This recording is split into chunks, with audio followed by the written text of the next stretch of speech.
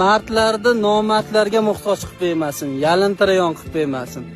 Saxiylardan Xudo boylik olib qo'ymasin. Berganda Xudo ham yaxshi ko'rar ekanda, bergan odamning boyligi ham kamaymas ekan. Saxiy kambag'al bo'lmas, jannatda ham joyi bor deydi-ku.